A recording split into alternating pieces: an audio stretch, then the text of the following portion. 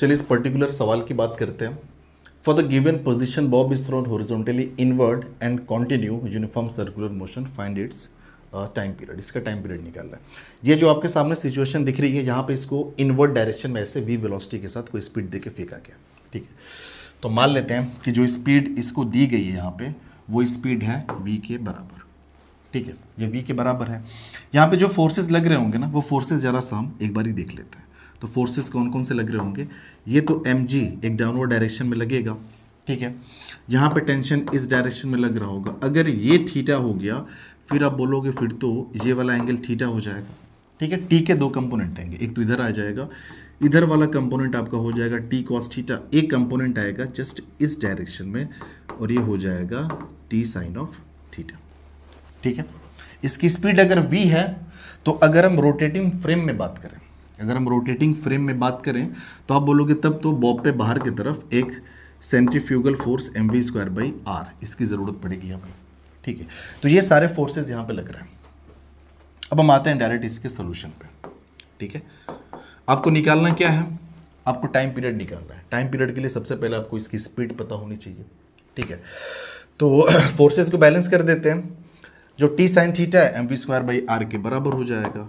T sine theta is equals to mv²/r। ये बराबर इसलिए क्योंकि यूनिफॉर्म सर्कुलर मोशन हो रहा है। साथ ही साथ ये जो टी कॉस थीटा है, ये हो जाएगा mg के बराबर। So T cos of theta this is equals to mg।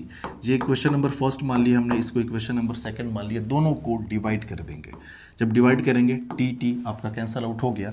Sign theta by cos theta this is equals to tan theta, और इधर से m कैंसल आउट हो गया। ये आपका हो गया v²/rg। ठीक है ना, विच इम्प्लाइज अगर आप देखोगे v² इक्वल्स टू r, और ये हो गया g tan थीटा। तो v कितना आ जाएगा? v इज इक्वल्स टू हो जाएगा √of rg, और ये हो गया tan ऑफ थीटा। सवाल में जो दिया था वो ये दिया था कि ये जो पेंडुलम बॉब है ना, स्ट्रिंग की लंबाई 130 सेंटीमीटर है, और इसको हॉरिजॉन्टली अंदर की तरफ फेंका गया ना, वो इस लाइन से वो 50 सेंटीमीटर दूर ले जाके ऐसा काम किया गया। यानी ये जो रेडियस है ना सर्कल की, ये तो 50 सेंटीमीटर हो गई, ये आपका 130 दिया हुआ है। तो h आप निकाल सकते हो। h कितना हो जाएगा? तो आप ध्यान से देखिए, ये तो हाइपोटेनियस का काम करेगा, ये आपका एक तरह से परपेंडिकुलर का काम करेगा।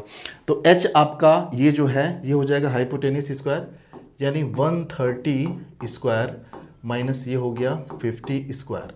तो ये आपका हो जाएगा 120 सेंटीमीटर। h की वैल्यू जो होगी 120 सेंटीमीटर हो जाएगी। ठीक है, तो ये हमने निकाल लिया। अब h ये हो गया 120 सेंटीमीटर, और यहां से हम आपसे पूछें कि what is the value of tan theta, तो भाई इस एंगल के लिए ये परपेंडिकुलर हो जाएगा 50, और ये h जो है वो हो जाएगा बेस। तो हो गया 50 डिवाइड बाई ये हो गया 120, ये कैंसिल आउट हो गया, तो हमारे पास आया 5/12 tan थीटा की वैल्यू। ठीक है, अब ये tan थीटा यहाँ पे हम रख दे रहे हैं।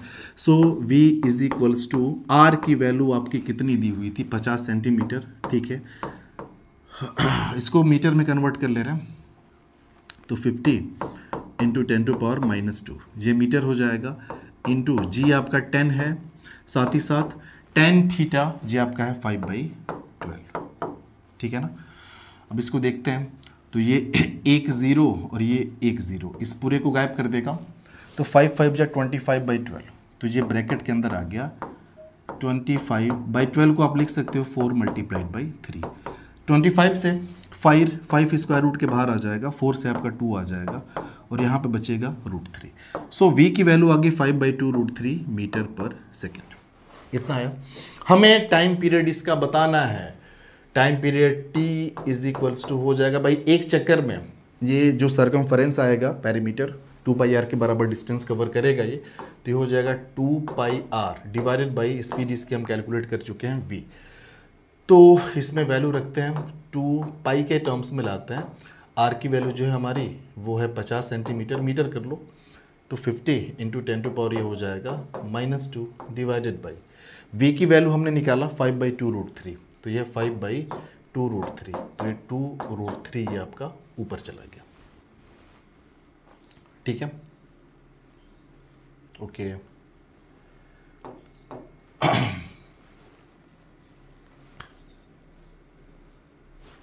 चलिए, ये हो गया 2 2 4, ये हो जाएगा 4 और ये हो गया √3 और साथ ही साथ ये हो गया पाई, ठीक है ना। ये हो गया आपका, इसको 5 लिखो 50 को, ठीक है। 10⁻⁻2 है तो ये सिर्फ 10⁻⁻1 बचेगा, ठीक है। डिवाइड बाई ये आपका हो जाएगा 5, ये कैंसल आउट हो गया, ठीक है।